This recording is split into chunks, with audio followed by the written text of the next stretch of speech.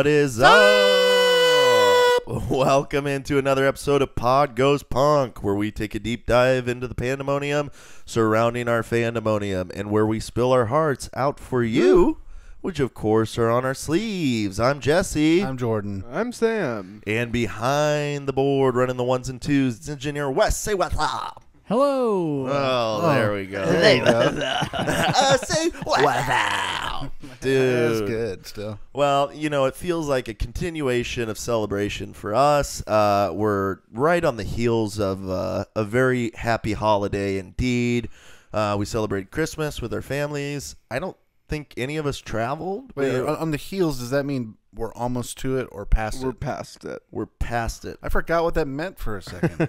Did I say that right? Yeah. And he's the one who's fucked Coming up? on the heels of their most recent Yeah, victory, the Chiefs exactly. are looking to rest some starters against the Los Angeles Chargers. Perfect. That was really good. It's really good, man. But it was great. I for the first time in my entire life spent Christmas Day at home. So Wow. I did that as well. And, You It's never not did- that special because I did it as well. Yeah. You never did that as a kid? No, because we traveled. The listeners should know. You come from a broken home. Broken I home, do. yeah. Dysfunctional. We are products of divorce. We're products of love that have been damaged by divorce. Yes. We're kind of in the sale bin, $1. Yeah, you've been defined by divorce. Exactly, Sam. You Yeah. got it. Yeah, we're like what you might see on the shelves at a food kitchen. But yeah, no. So I guess when I was 2 years old, before my daddy stopped loving my mommy, we had Christmas at home, but I don't remember that. I don't remember that. My trauma's completely blocked it out. I honestly, I thought the other day, I'm like, I don't remember my childhood that well. And I'm like, I'm probably suppressing it. Yeah, and God, I do not want to go back and figure it out. And then I did some therapy to unsuppress it, and I got all fucked up. So I had to stop. All fucked up, don't know what to do. Anyway, I had a holly jolly Christmas. Have a holly jolly Christmas. I did, too. Sam, what about you, man? Yeah, it was fun. I mean, you guys can probably relate to this. Well, I know you two can. Like, Christmas is just so different when you have kids, especially like when they're 1 and 3, because they won't remember it, and the 3-year-old's like really excited, but it makes him like really crazy. So Yes. It was alternately very fun and very shitty. Like, you know what I'm saying? I'm like, Yeah. it's still like I'm parenting a lot, like in an intense situation. There's some really awesome high points, but for the most part, my kids, I've been like, I want to fucking throw you out the window. Yeah, well, dude, and I did. I threw my 1-year-old out the window because Talk about throwing the baby out with the bathwater. Yeah, and she was being really disobedient. Dude, I knew that everybody was on the same trajectory when we had a poker night the other night, and everyone who even got a tertiary invite showed up. Yeah. It got to the point where we were going to do it in my garage, and I had a heater going. Granted, it wasn't warm at all. Very cold. But we were like, well, fuck it. There's too many people in a closed space. We got to open the garage doors. Yes, we kept it pretty COVID safe. Yeah, for the most part, For the I'd say. most part. That's what I told my wife, and that's what I'm telling you, baby. I was the only person there wearing a mask. So. I was standing right next to the open garage door, and I was so fucking cold. I was insisting that we keep the garage doors open, but probably complaining more than anyone about how cold I was. Exactly. It was a beautiful paradox. And let me It clarify, was. I'm the only one that needed to wear a mask because people there either one had it or two, like they're never gonna get it. You just know, like in their genes, they're just never gonna get it. Yeah. Like you guys. Like Danny. Yeah, Danny, you guys, all the handsome guys are like not gonna get it. But if I get that, Oh, you'll be dead. I'll be dead. I'll be in the fucking ground. You'll be on the cover of New York Times fastest COVID death. yeah, instant death. Is this a new strain? You've heard of rapid testing. Have you heard of rapid dying? Yeah, Learn more about this guy's death. yeah, more like rapid festering body in the ground. Exactly. Anyway, that was a fun time. A lot of people showed up, and when I ran out of chips, I started betting kisses. And so I was COVID friendly for a moment, and then kind of more of my carnal side took over. Which is fine. It's fine. Yeah. They were sweet. Anyway, guys, we're not just talking about Christmas. This, of course, is the best ofs. We kind of like pushed up the week of recording so that we could get this in before the end of the year. This is probably the soonest you have ever heard us before we put an ep out. That's probably true. Yeah, so this is, we're recording on Tuesday, and Wes will have spent 48 hours straight working on it to get it just perfect for the listeners and the viewers out there. But yeah, this is, we really wanted to do this one because I think it's fun for us to like reminisce about what we enjoyed in a year that's been an absolute shit show. I mean, god damn, this year. Everything has sucked. Yeah, so it's good to be like, well, not everything sucked. There's actually a couple things that I really liked.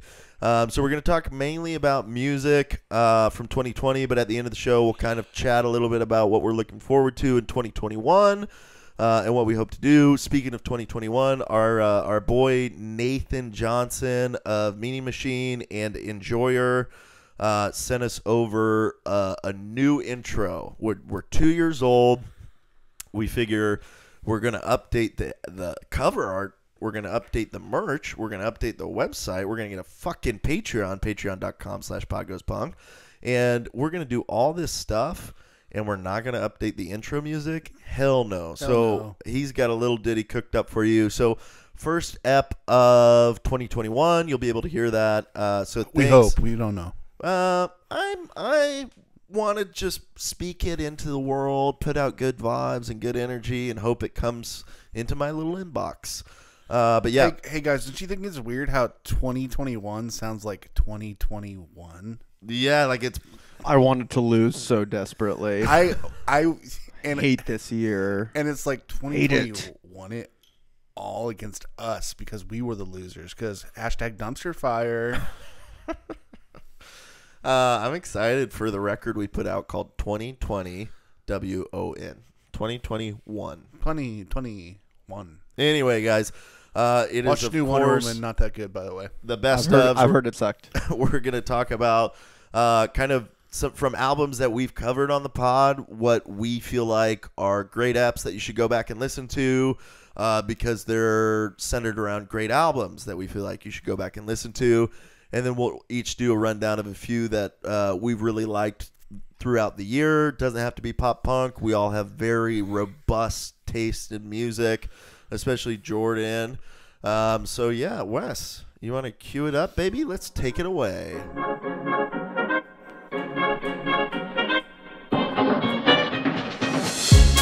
Welcome to Pod Goes Punk. Say goodbye to a year that's been an absolute dumpster fire, and say hello to all of the good things that we have remembered and cherished throughout a year that's been an absolute dumpster fire. Coming at you live from PGP Studios, it is the Pod Goes Punk Best of 2020.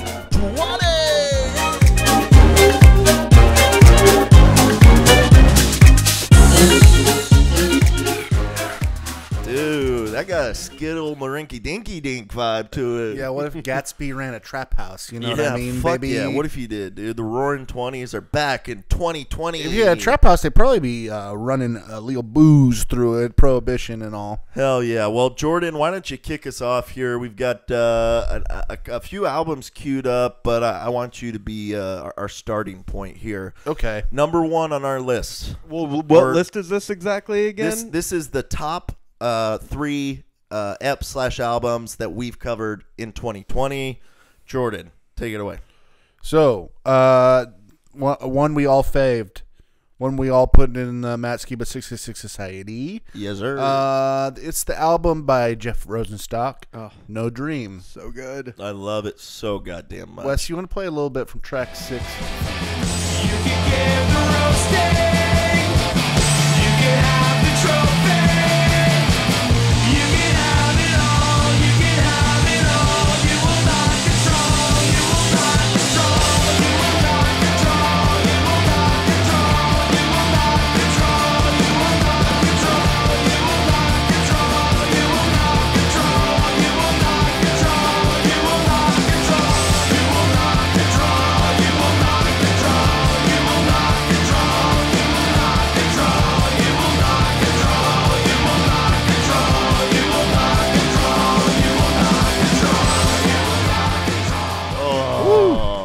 going. We That's a faded great it record. out, but it goes for a fucking million years. Such a good record. I think, Jeff Rosenstock, if you like this podcast, if you like any of the kind of music that we talk about, you know who he is and you know how important he is to the scene.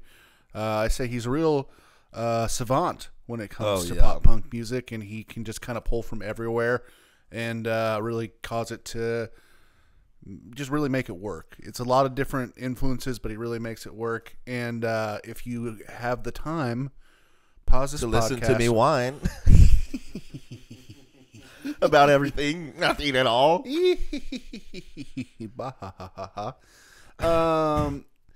If you have time to listen to him whine, you should go to YouTube. Look up the new video for Scram.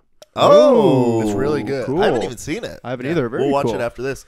Now, okay, quick question for, I know we're trying to keep this brisk, but let's say someone's listening and they have never heard Jeff Rosenstock before. Would you recommend this record? No. What would you recommend? I would recommend Worry, and I would say start with Party Song. Is that what it's called? No.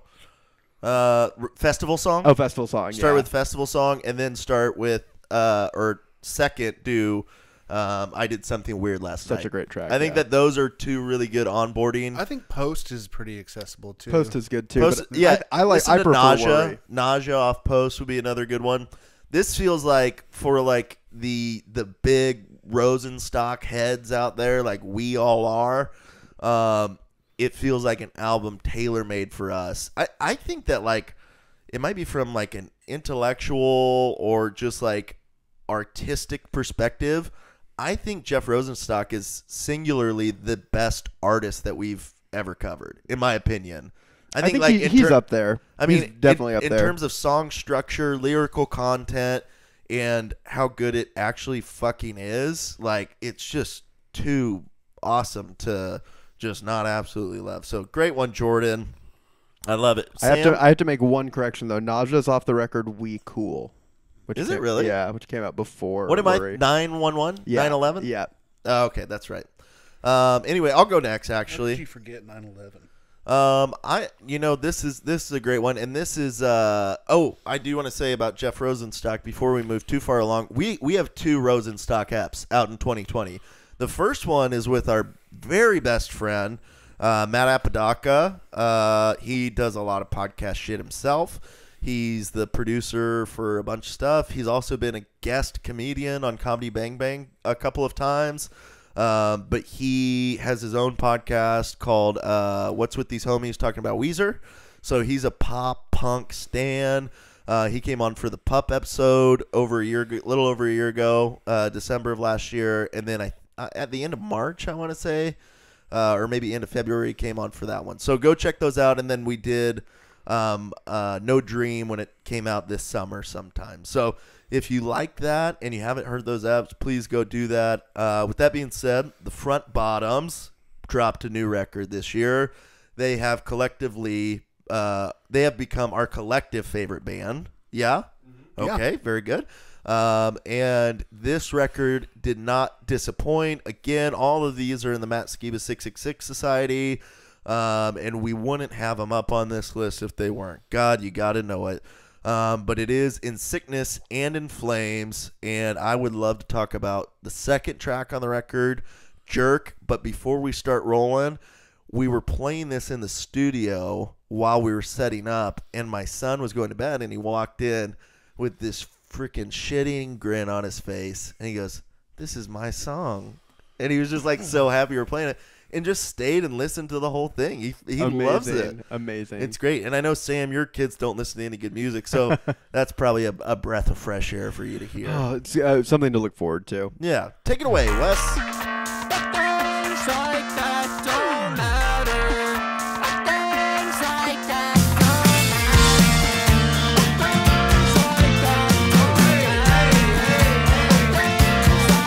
It doesn't matter.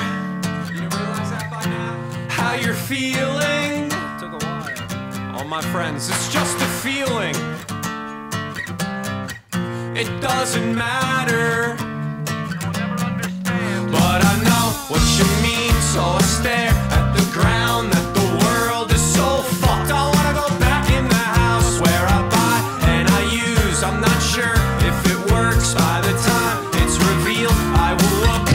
jerk, like a jerk. Yeah, I know that I look like a jerk, like a jerk. Yeah, I know that I look like a jerk, like a jerk. Yeah, I know that I look like a jerk, like a jerk. Yeah, I know that I look like a jerk, like a jerk.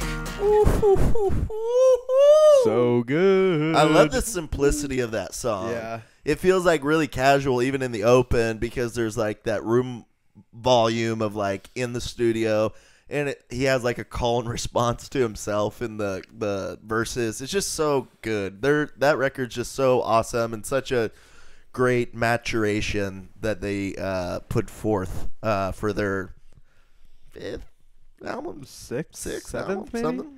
Yeah, There's something. They've had a bunch. Yeah, I that record is so good, and it came out recently. I mean, I kind End of August, end of September, end of August. yeah, somewhere early fall. So I'm kind of Yeah. in that cycle where like I feel like I listened to it over and over and over and over again for like 6 weeks. Yeah. Took like 6 weeks off, and I'm now listening to it again. And Oh, really? yeah, I think the Front Bottoms are just such like a masterclass in maintaining quality through through success and through a lot of time. I mean, I just am it honestly like warms my heart that they're still making such good music that Oh we my can God, enjoy. yeah. I mean, really one of the highlights of 2020 is like, oh, Front Bottoms still kick ass and I can listen to new songs.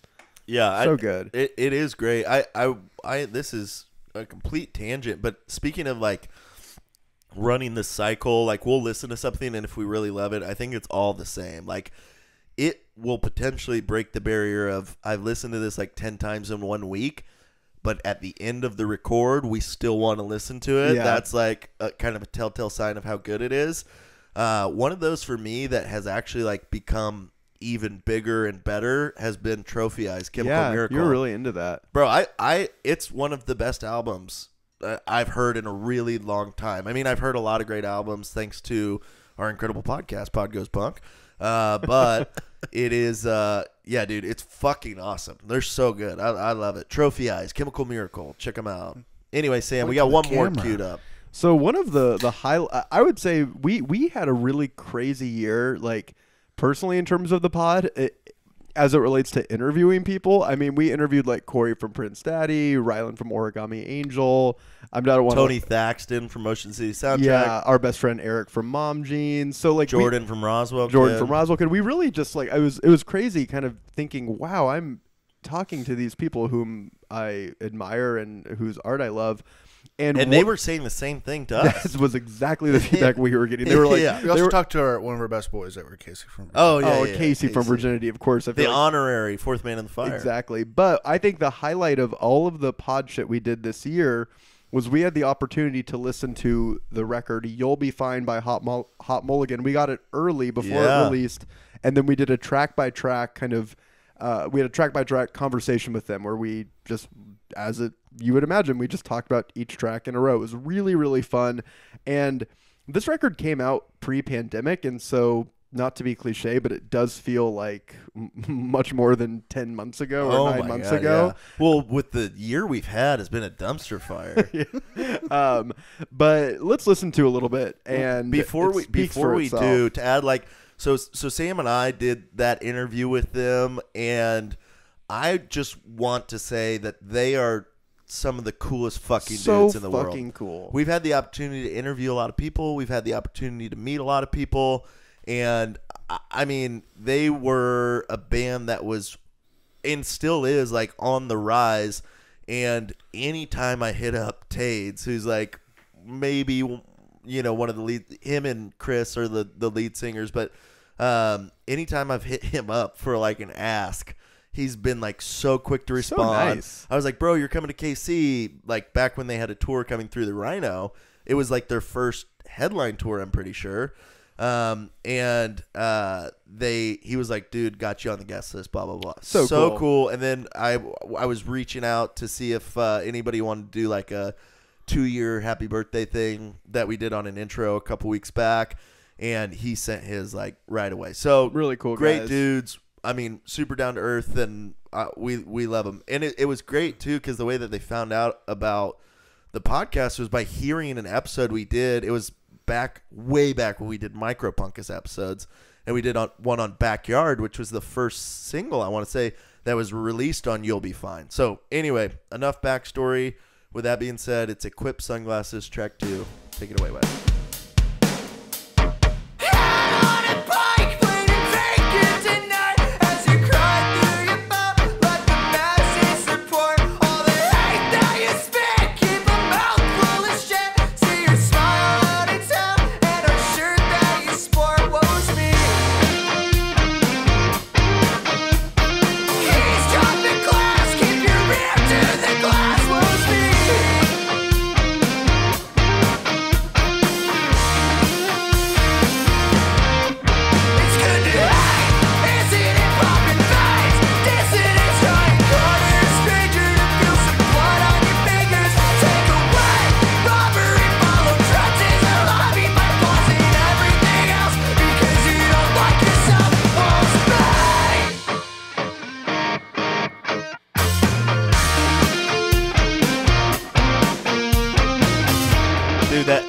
I always forget how much I love that palm muted chug. Dude, they have such cool guitar work. They are fucking phenomenal musicians, So and they all great. play so well together. Yeah. But their guitarist is like, I remember watching an interview leading up to the interview that we did with them, and the guitarist was talking about how he was into like Hinder and shit. I was like, oh, I don't know. But he was like a super cool dude who just was like, this guitar work is fucking sick.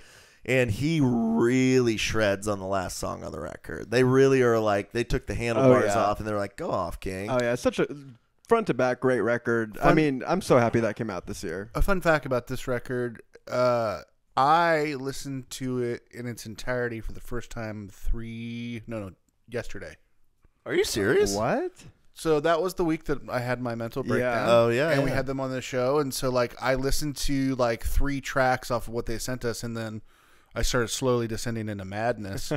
And so I listened to it this week, and I was like, holy shit. I was so hard. Like, one, I'm thankful that I feel better, but also fucking pissed at my fucking brain for ruining that for me. Hey, dude. Well, I mean, better late than never, you know? Better late than never. That's what you said. That is what I said. Well, Jordan, we're going to circle back to you here. What I would like to do is just kind of run down some of the other albums that we've loved that we haven't necessarily covered on the pod, but would be good recs for the listeners and viewers out there. Take it away. Are you a candy coated sweetie? Do you love being a candy coated sweetie? But you're like, what do I listen to? Well, let me give you 3 albums that I love this year that you can listen to and guarantee that you're going to get those candy coated sweetie vibes. But just go one at a time. One at a time for sure, and that's what I will do. First one up, this is we'll go 3, 2, 1 for me. Yeah, so man, this you is do this is my whatever. third favorite. So this is the record. It Is What It Is by the artist Thundercat. Very, very talented musician, funny guy, cool guy. But I thought I'd just hit you with the single off the record because it is like I feel like the most accessible track, but definitely worth your time, worth your listens. But it's the song Dragon Ball Do-Rag. I feel kind of fly standing next to you, baby girl. How do I look in my do-rag? Would you tell me the truth? Stay with me and love me through the night, endlessly. I'ma keep on my chains when I'm making love to you.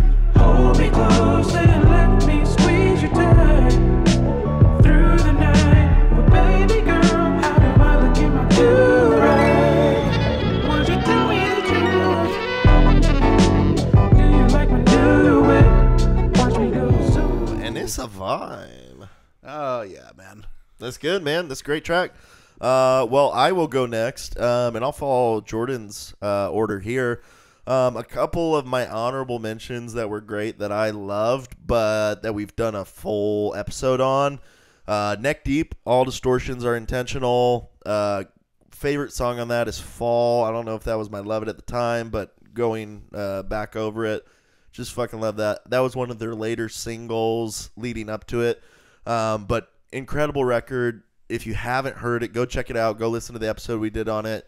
Machine Gun Kelly put out his first ever pop punk record, and it fucking slaps. We were listening to it the other night when we were playing poker because our boy Really Andy good. was into it, and it's so good. There are like some singles on it that are like 100% Blink-182 songs, but in a great way. And the Bark Boys slapping skins as usual.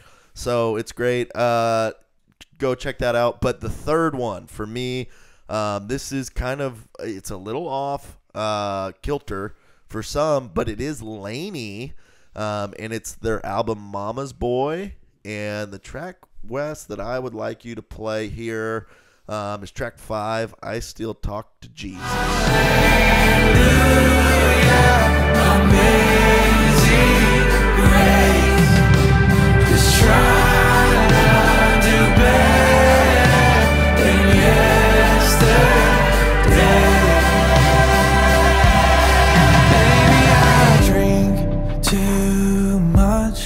Falling in and out of love. There's been a couple times I've done a couple lines. I lied to my mama, I smoke marijuana. Most of the time I do what I wanna. You might not believe it, but I still talk to Jesus.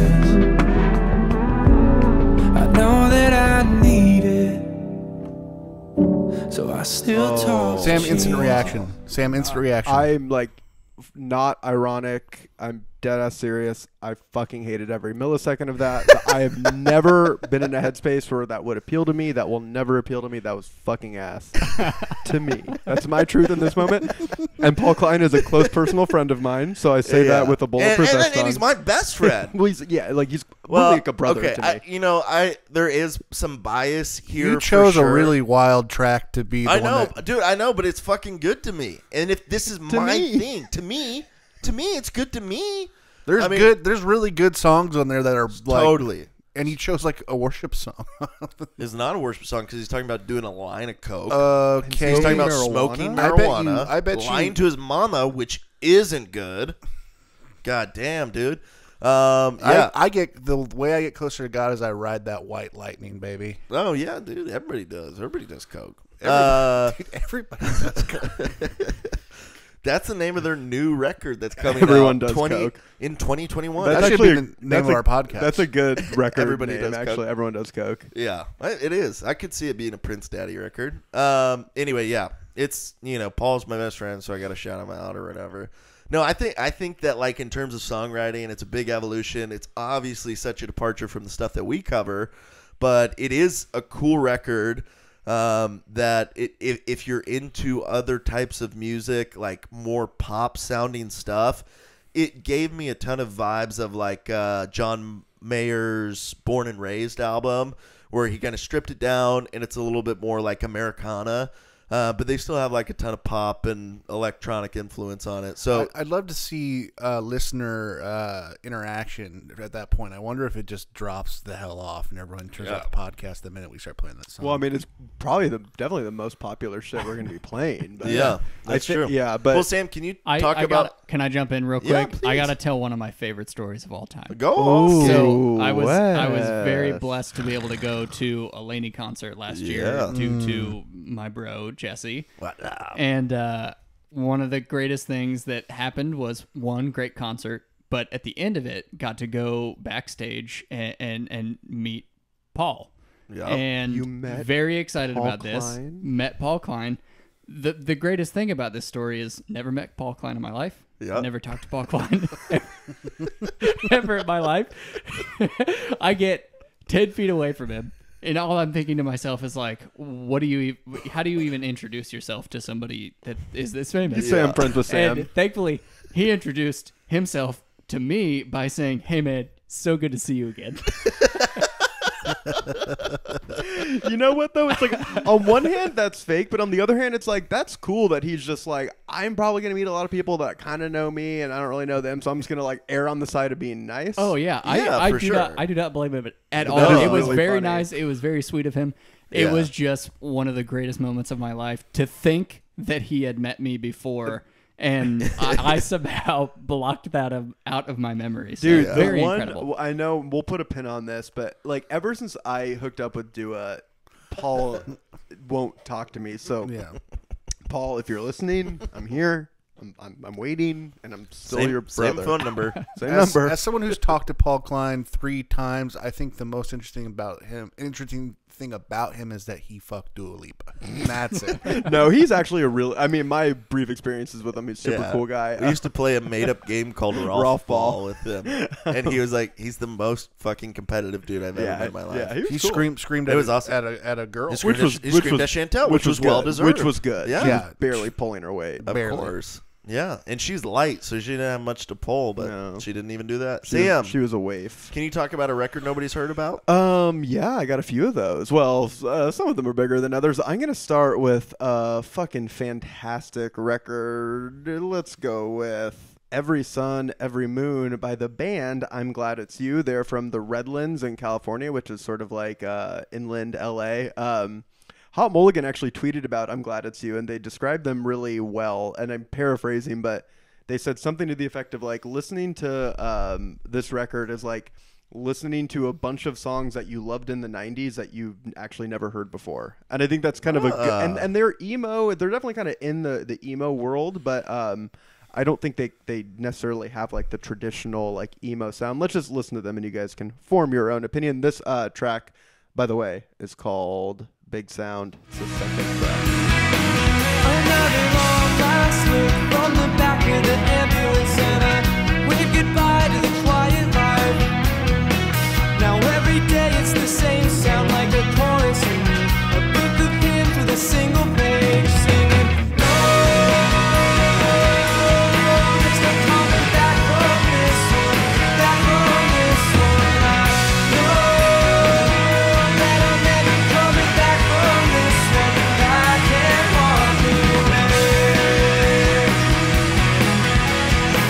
Hey, that's tight. That's right? really good, man. Yeah, the whole Bro. record's so solid. That, I mean, the way that our boys in HM described it, spot on. Yeah, I mean, and it was a fun, like, that was one of the, it was hard for me to put together, like, even a top 3 list. I found myself, there was a lot, fewer releases, naturally, because of COVID, but I just kind of found myself, like, recycling, records I'd gotten into the last few years, as opposed to trying to discover new music this year. But this was one that kind of from the first couple tracks, I was like, oh, I'm really, really into it. So if you guys are looking for new kind of rock music, Yeah. I think I always am. I think I'm Glad It's You is a really good place to start. I'll so. play rap and just was like, I just need some rock music. Yeah. Actually, can you play some with fucking distortion? All right. Well, Jordan, back to you, bro. What's number 2 on your list? Number 2 is actually 2 artists who came together to make one of the best records. It's an EP technically, Okay. but it is my favorite rap anything from this year, and it is the Unlocked EP by Denzel Curry and Kenny Beats. This started as Kenny Beats has this show on YouTube called The Cave. He comes in, has like a famous rapper come in. He makes a beat on the spot, and then they freestyle over the beat. So Denzel Curry's freestyle was absolutely just the craziest freestyle I've heard just in general. Like it was incredible. He did just so. Lil Dicky went in the cave. No. No? No. Oh, I thought I saw that show with him and Maddie Matheson on YouTube. Yeah, he went in.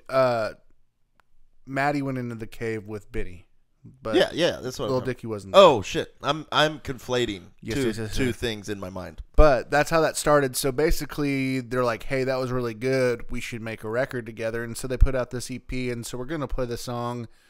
Let's just play this whole song because it's only 1:30. It's called Layup. Sorry, I do not wait up. Ball just like a layup. Till it's fault, nigga, lay it down. He's going crazy. What the hell is wrong with that guy? It's a Oh, kitty. Get the lead shower, grow the fro for black power. Denzel in my final hour, I will never cower. Even with guns in my face at 16, AR 15, got $1 in a dream. I wanted to be Corleone, but mixed with Cornelius. Embezzling millions, half the crackers be shocked by my brilliance. By my appearance, it's apparent that I am a nigger. If I look like I'm Antoine Fisher, that's gonna make them sicker. On one hand, I'm a pharaoh. On the other hand, I'm a dildo. Franklin's on me, Los Santos.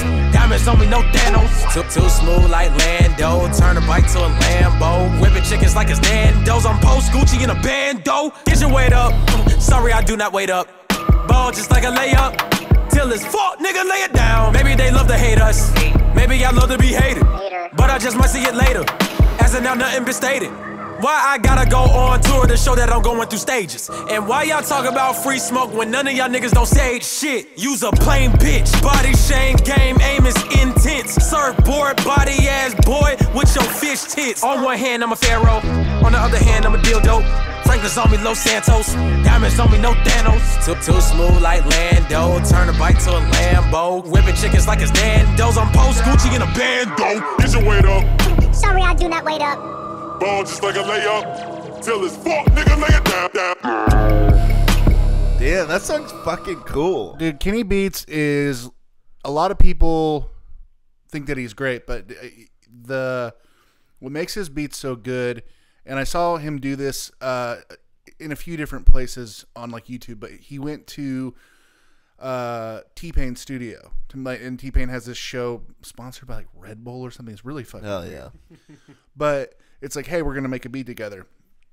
So he made this beat, and what he does is he always like says, hey, I'm gonna put this noise in here that's gonna be really annoying, or like this is a really weird sound, but he always puts it in there because it gives it that texture that's like, that separates it. So like that beat is like gloomy and super like you know, not a normal like beat, but if you like broke it down, it's like a standard like rap beat, but he's done so much to it that it's just so like full and sounds like just, you know, it really makes a song. Yeah. Tonally, it kind of reminds me of like Odd Future or Sweatshirt a little bit. Yeah, Like that early Tyler stuff. yeah. It's a super. There's some cheery parts, but yeah, it's pretty like hard and dark, which I also like. So. Yeah, Denzel Curry's tight. I love him and Vince Staples too. Ooh, Vince So Staples. tight. Anyway, I'll go. This is it couldn't be more of a different sound than what you just heard. But it comes from somebody that I just got into this year. It's Soccer Mommy and her album Color Theory. Wes, why don't you play track 2, Circle the Drain?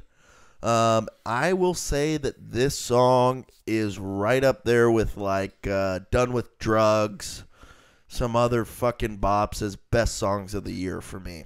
It's incredible. It was one of my top 5 played songs on Spotify in my year wrap. I absolutely love it. Take it away, Wes.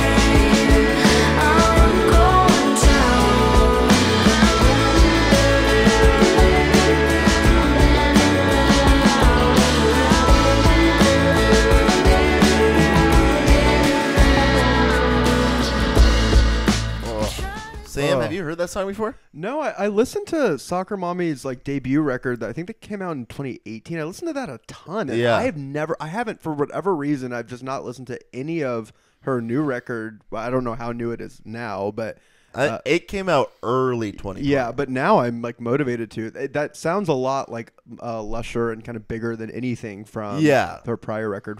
The name of which I would is escaping agree. me. I think that like if I could give an elevator pitch on this record, it's almost similar to I'm Glad It's You, but in a different way. It's like all of those 90s female pop songs that you're used to, like the Natalie Imbruglia of the world, or like the Sheryl Crow, or like Liz Phair, or who's the one that just came out with a new record? Fiona Apple. Fiona Apple. It's got like a vibe similar to that, but in terms of production, it's like very, very high. Like the production quality super high on it, which makes it so easy to listen to. But it does feel like a 90s throwback, but in a way that's like reimagined and, made fresh. So I love it. Great one. Yeah, I'm curious. I'm actually really excited to check that out. Speaking of Fiona Apple, I'm pulling something up. So you know how obviously they got like a perfect 10 on Pitchfork and was of course their number one record of the year. It's on so many people's it's- album list as number one. I cannot wrap. My I head don't around get it either. But anyway, this is the most Pitchfork / Fiona Apple sentence ever. This is from the second paragraph of the interview they did to wrap up the year with her. On a Saturday afternoon in late October, she was at a horse farm in Alabama playing her Ashiko drum in synchronicity with the birds in the sky.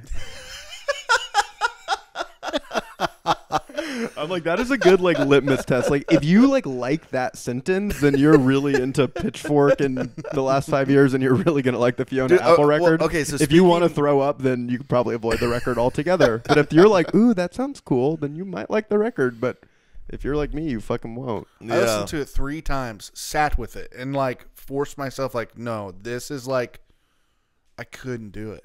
I don't know. I bet you could alter your mind state to its more purest Should form. I try to listen to it high? Yeah. I don't think it'll make a difference. I don't think it will. You're not tripping acid. I mean, it's still an honorable mention. Winston. An honorable mention here. Waxahachie. You ever heard of her? Oh, dude, she lives in Kansas City. Kate Crutchfield. Do you know that? Yeah, she's freaking dating Kevin Morby. Wait, how do you know Jesse's him? boy, Kevin Morby Wait. from Whole Foods. Wait, what? I jump-started their car at Whole Foods. Kevin Morby and Waxahachie. Wait, are you friends with Kevin Morby? I mean, kind of. We text. That's fucking awesome. I love Waxahachie and Kate Crutchfield. When I found out she lived in Kansas City, and I found that out just about a year ago. I don't know how long they've You lived. went looking for her house. I was like, that makes Kansas City just went so knocking on much doors. fucking cooler. Where do they live generally? In Overland Park. Why? Well, because they can get a nice house, and he's got a fucking dope studio in the basement. Okay, cool. Yeah, Whatever. but, dude, Overland Park's like a suburb. There's Yeah. parts of Overland Park that are less. Dude, nice. oh my god, I bet they live in old Overland Park. The shitty part. Sorry, my bad. You know, I love the old shitty- OP. It's I love so old OP. down, so good. down, OP, baby. I love it. Well, that's great. Well, Sam, you're looking to go next. I imagine.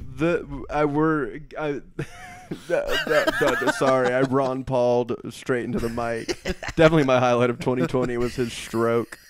But we're going to turn to a record that and a band that their top song has 10,000 hits on Spotify. So very, very small. I'm not sure if you guys will be into this or not.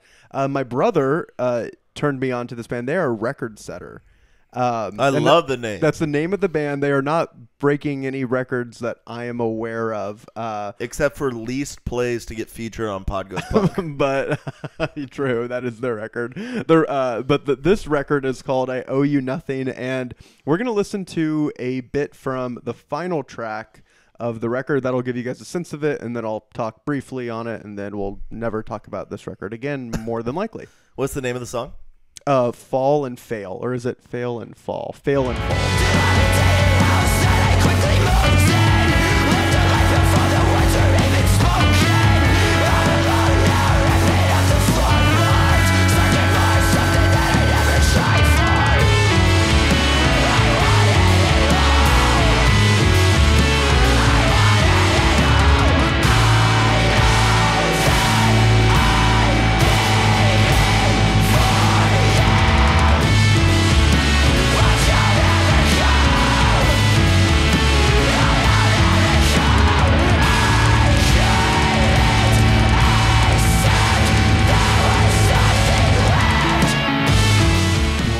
Isn't that so cool? Bro, that's like that track on what's with the hotelier?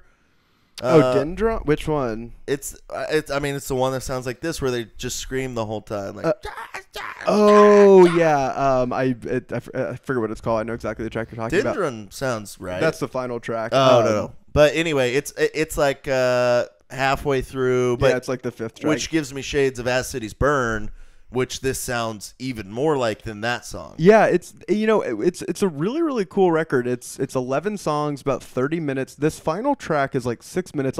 Some of the songs, many of the songs are anywhere between like a minute, 90 seconds. I don't consider this a criticism, but it is a feature of the record is that it stays kind of in one place, like emotionally and tonally. So don't expect like, oh, this is the cool like acoustic song and this is where the synths come in and it gets all bouncy. Like what you heard is sort of where you're gonna kind of live out emotionally in the record, but it checked a lot of boxes for me. Extremely high energy and emphatic, kind of lo-fi. Definitely made by dudes in a room somewhere. Just really, really, really got into this record pretty recently, and my brother was like, kept texting me about it. Like, dude, have you listened to it? Have you listened to it? Is the whole thing hard like that? Do they sing? No, it's just kind of like the vocals stay there for sure. Bro, I feel like Trophy Eyes have kind of like pushed me into. I want something with much more edge. Yeah, this has a lot of edge. There's a little bit of singing. I'm not going to say there's no singing, but it's not like thank you. It's not like this is like the singer and this is the screamer. Vocally it kind of stays there. So if that piqued your interest, I mean, to be honest, about as many people listen to this podcast more people listen to this podcast than listen to that band. So for real, if you're into this band, like fucking seek them out. Yeah. Buy some merch, whatever. I mean, they're super tiny. Like even 500 people listening to them. Ask them to play a house show. For real. Yeah. I mean, they don't believe in COVID. They're pretty right wing. Yeah, they are. As I guess based on the poker night, we are too. Well, you'll see their banner on Spotify. They all got MAGA hats on. So I mean, it's kind of the first thing that you see. Yeah, it's very punk. They're trying to set the record for most members with COVID in a single band. But It would have to be a symphony or something, like an orchestra. Yeah, that's true. Oh, you think there's an orchestra that got COVID? I bet there is. I mean, in Wuhan, I'm sure. Oh, yeah. Oh, yeah. Oh, the Wuhan Orchestra. Yeah, now that you're saying it. I'm sure they do have. I mean, Wuhan's basically as big as New York, so they definitely do have an orchestra. When you told me that, it fucking blew my mind. Dude, I could spend 30 minutes talking about the size of China, but we won't do that. Size of let me China. let me say one sentence. When we talk one sentence about China. When we talk about Earth, we should just be talking about China. In the sense that a plurality of Earthlings are Chinese. Like if there is a shared world history, it's really Chinese history. You know, we're kind of visitors on their planet as opposed to the other way around if you look at just numbers. So that's crazy. And it is very antithetical to an American theology. Well, you know, I've been a Maoist for decades. That's so true. Yeah. I love it, man. And I love talking about China because we got some great listeners out there in Hong Kong. Adam and Eve are Chinese. What? Adam and Eve are Chinese. They obviously don't exist. Adam and Eve were Chinese. Essentially they were. All right. Well, Jordan, wrap us up here, and let's move through these ones much quicker. Phoebe Bridgers. What's it all about? Punisher. Her album Punisher is my favorite album of 2020. Favorite album in a long time. But I will say real quick, this is a very important artist. I feel like this is the person that's going to teach the next generation how to emote musically. She's as important as I feel like an Elliott Smith, Conor Oberst, any one of these. And if you don't already know, Better Oblivion Community Center, great record. It's a two-piece. The aforementioned Phoebe Bridgers and the aforementioned Conor Oberst from Bright Eyes and Desperacidos. Did I say that right? Yeah. Fuck yeah. Dude, we had a wreck to cover that album. I love Desperacidos. We got to do so it. much. And actually, that's not to go on another tangent, but if I was going to make one comp to Record Setter, it's actually nice. Desperacidos. Oh, sure. Hell yeah. Yeah, I loved it. Anyway. Love it. Well, anyway, we're not going to talk about that. Go ahead. We're going to play the song Sacred Complex, and it's really good. And this record means a whole lot to me. It really, this sounds stupid, and I hate that I'm saying it, but it did help me through 2020. Sure, wake up and start a big fire in a one-room apartment, but I'm too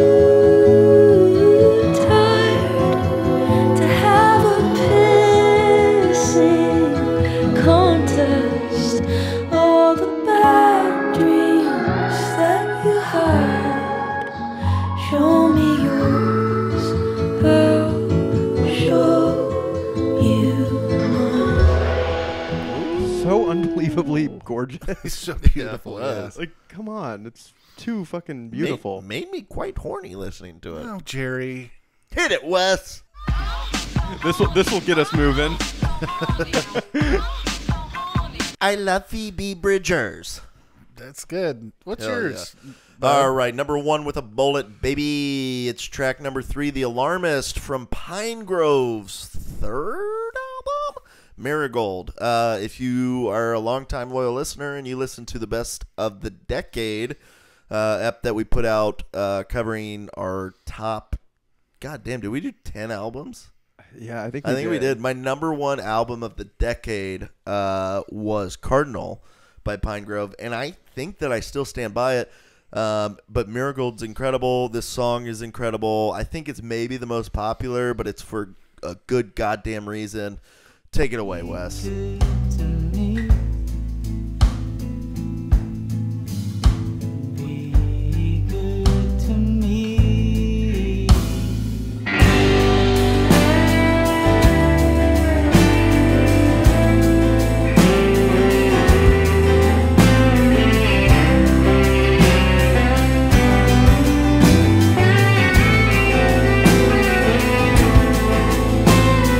Marigold in the garden, my heart is out in the garbage. I am an alarmist.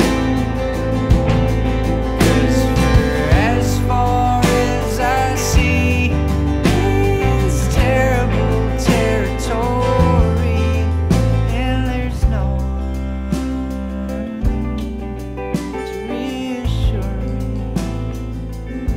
so it would be good to talk. Oh, boy. Ooh. Evan Stevens Hall does it again. He's just, I mean, he's too smart for his own good. He writes too many good songs, and I love him for it. What's the word that you wanted to ask Sam what it means that he wrote? There were a lot. I remember I made a list when I first listened to Cardinal of words that I didn't know that were used. One of them was solipsistic. Yeah, I think we've talked about that. On the I've pod. never used it in a sentence since, but I always enjoy reading it in like a New York Times article. Solipsistic is a word that, like, and not to be like whatever, but sometimes I'll like be about to say it, but I'm like, that makes me look snobby, so I'll just say like self-centered. Right, exactly. You know? Yeah, I've literally, so right after I learned that word, I was reading some review that the Podfather did on Pitchfork, and Ian Cohen, yeah, of course, and he used in the first paragraph solipsistic. You know what word I started using this year? What's that? Detritus. It means like trash. Yeah. Is it detritus or detritus? I've only ever seen that written. I heard it, and it was they said detritus, but the person that said it on this podcast I listened to, they could have been wrong. I don't know. No, you're probably right. I've been saying detritus. Were they British? What, British? No. They But sometimes I'll be like, Sam, guys, get this comb Lakers your hair out of here. straight down a little bit. Speaking of British, you got an English vibe when you just go straight down. I'm kind of digging like the bangs that they call it fringe in the UK. Anyway, go ahead. So that's mine. Really, that's my really top good 3. TV show. Yeah. Anyway, fringe. Your hair's like a really good TV Well, no, show. save that for the end. Yes, Save that for the your end. hair's like a really good TV show. Your hair's like a really good TV show, Fringe. So mine favorite record was this was like straight off the bat, of course. Yeah, I think knew it too. I talked about it I think last week. But Melee by Dogleg. I mean, yeah. Easily my favorite. This just hit like every fucking box. Similar to record Setter, like it does kind of stay in one spot emotionally. But I think that in doing so, the record feels like extraordinarily cohesive and honest. It doesn't ever get boring. It's as high energy as you can possibly get while still having a sense of melody. I just can't say enough good things about Melee. I've been listening to it pretty regularly since and this came out like right when the pandemic hit. Maybe like March 23rd or something. It was like, that's my dad's birthday. oh my God, what the fuck? So Oh God, that's what your the fuck? That's That's his my birthday. sister's birthday is March 25th. What the fuck? That's our due date, March 25th. Holy fucking shit. Do we have to name our future daughter Katie? Katie? Yeah, you do. Katie Comiskey? After Katie Chesley? Comiskey Chesley. So, yeah, let's listen to a bit of Melee. This is the song Bueno. I don't know if it was a single or anything, but it's just one of my favorites from the record.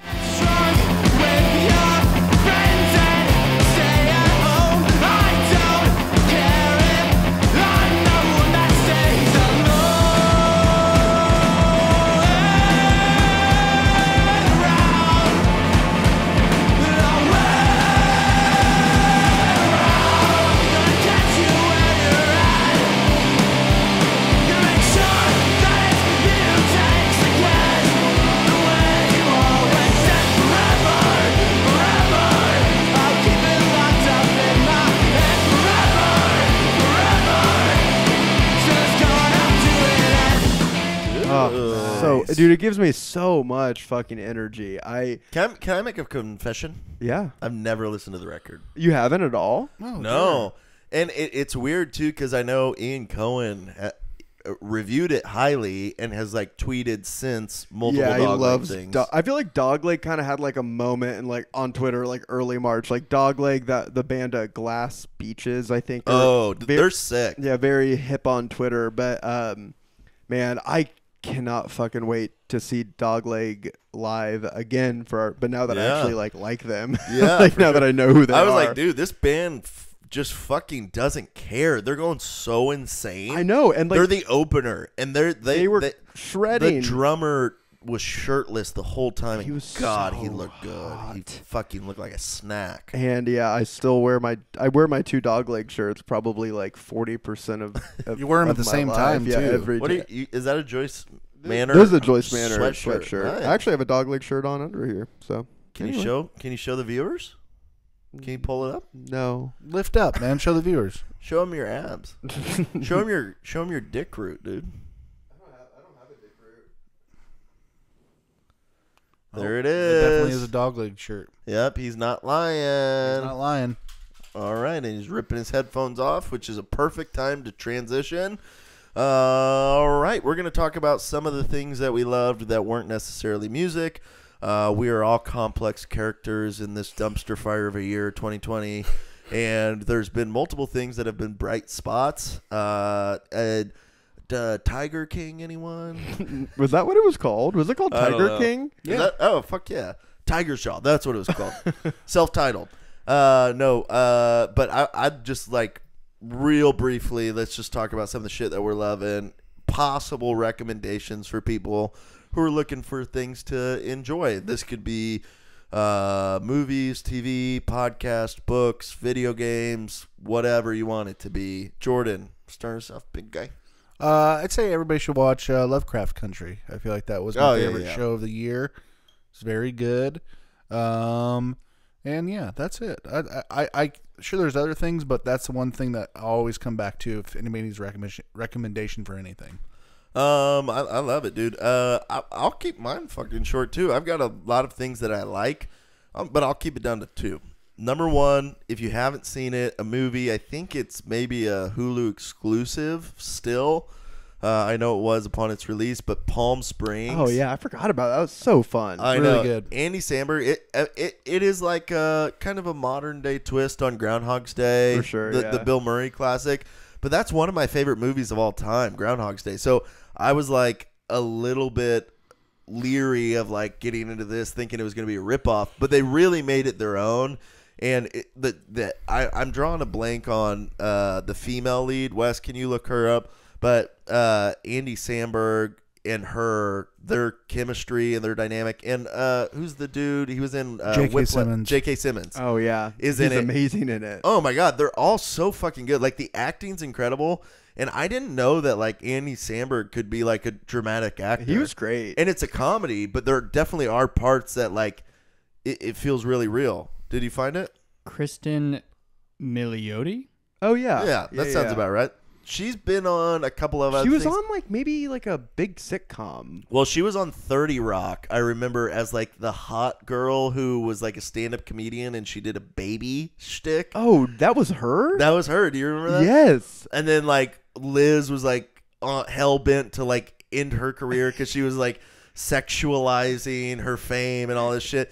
And she was like doing it to like have a fake persona because her ex-husband was going to kill her. She was like, it was like a witness protection thing. It was really funny. But, and that was a TV episode that came out about 10 years ago. So, anyway, what about you, Sam? Well, do you have another one? Or you Oh, sticking yeah. with Oh, one? the other one. Great video game. It's We know called what it is. Call of Duty. Black Ops, Cold War. So good. Sam and I have got a little clan, and we've got a great group of dudes who play with us as well. And anyone and everyone is invited to join us. Email us. Email us. Send us your gamer tag. We'll send you ours. But only if you play on Xbox or PC. We're not going to fuck with PlayStation chat. Sorry. Yeah. You have to get on Xbox Party or chat. PC. I learned the hard way that's the best way. So yeah, go check it out. Or you can add us and invite us to a game or whatever. But actually, no, email us first because we're not going to know who the fuck you are. Anyway, please do that. If you like playing that game, it's fun for us. And we met one of our friends, Dodie, through it. And he's a listener of the pod. And we play with him like once a week, every couple weeks, something like that. But, good dude. Anyway, Sam. I have two. My first is something that everyone's heard of, is the film Tenet, which is kind of derided. Ooh. A lot of people, I feel like over 50% of the people I know. No spoilers. Yeah, who I know have seen it. We're kind of like, I don't know. A huge spoiler because he said the name of the movie. No.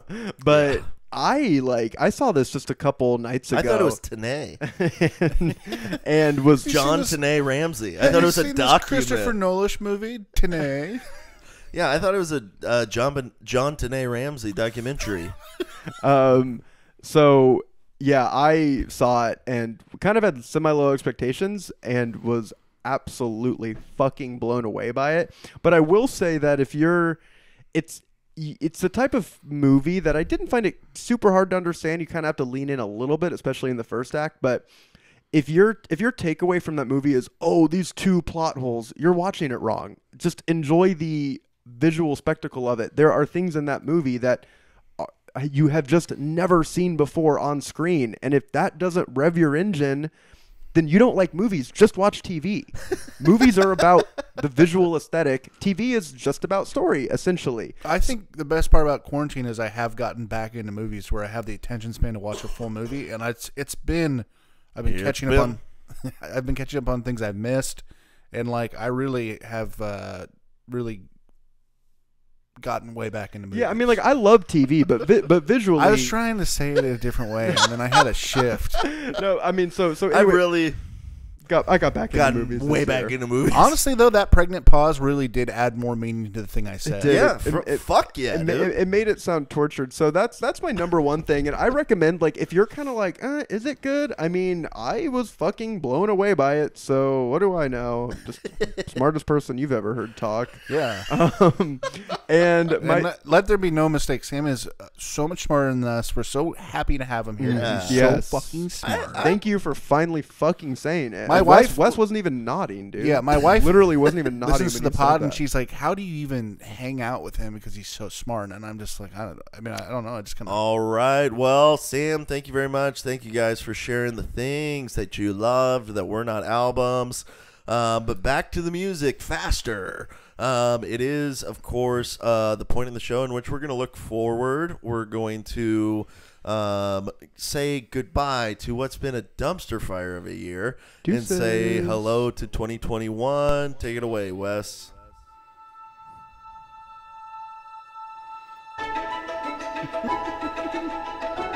In a world filled with dumpsters that are burning, we only have one hope.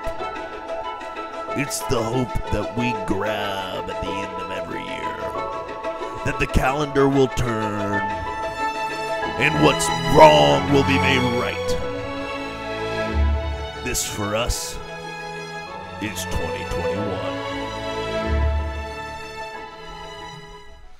Oh, Can you keep the music going? yeah. I was kind of. It was emotional. In a Yeah, vibe. let's challenge ourselves to only do it with the music going. Okay. Okay. So whenever it ends, we have to abruptly stop. Okay. It'll be like a fun fucking game.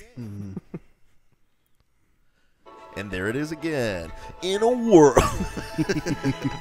This year, I am most looking forward to an unspecified release that I do not know if it is coming out at all, but I am guessing and assuming that Prince Daddy and the Hyena will release new music. I love it. And they had a single on YouTube called Baby Blue. He released something on SoundCloud under the name Joe Fist. By he, I mean Corey from Prince Daddy and the Hyena. They have nothing better to do. It's quarantine. I'm assuming they're sitting around writing and recording amongst sustaining themselves by making money in another way, however they do that. But I'm so fucking stoked for whatever P. Daddy does next.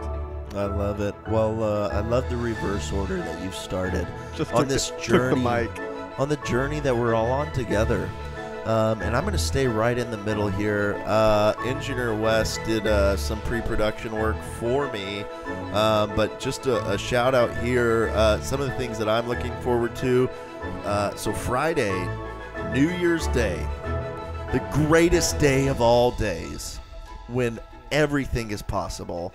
The Dirty Nil is dropping their new record. This will feature Doomboy. This will feature Done With Drugs. All the fucking hits. And you know they're great, and you know we love them.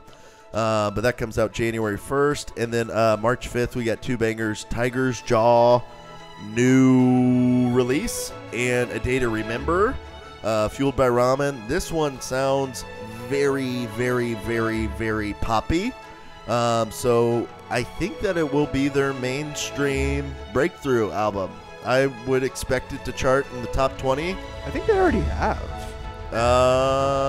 Anyway, Sam, it's to kind of contradict me during this song feels a little bit, A little bit 2020. a little bit crude.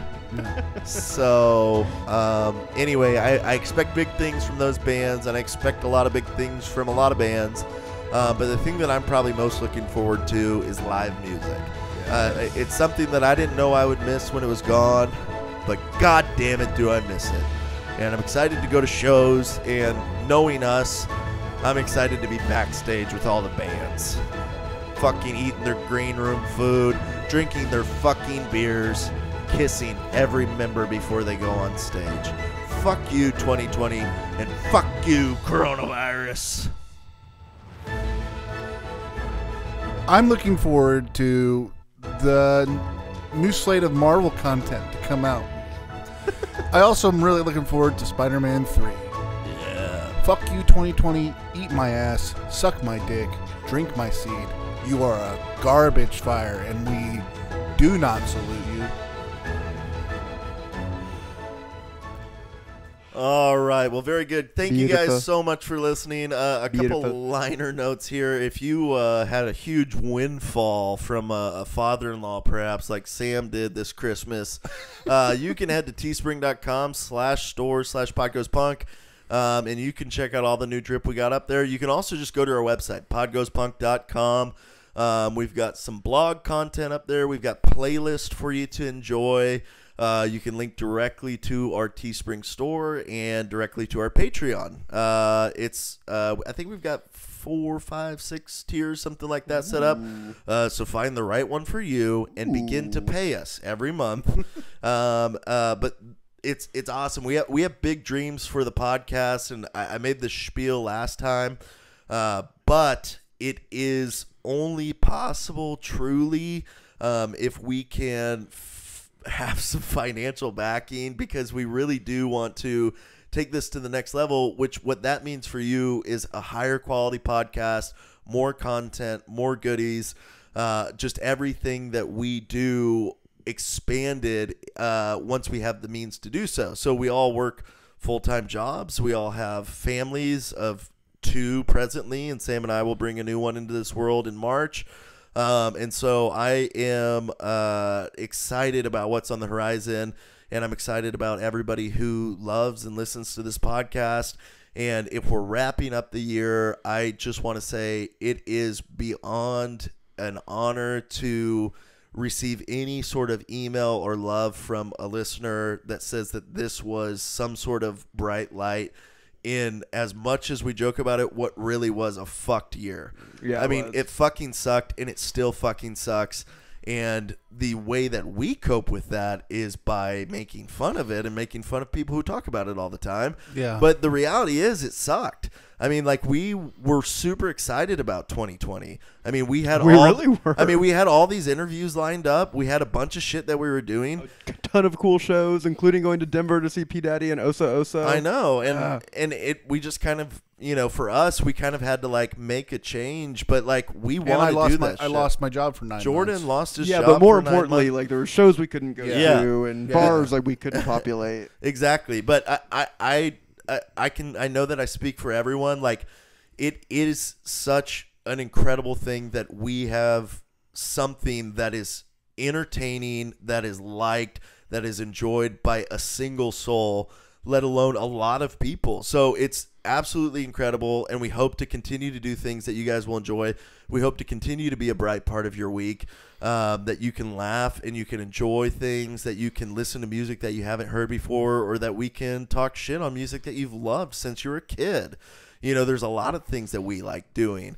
But I honestly couldn't thank you enough, and I'm really excited for this next year, and I'm excited for the things that we got coming down the pipeline.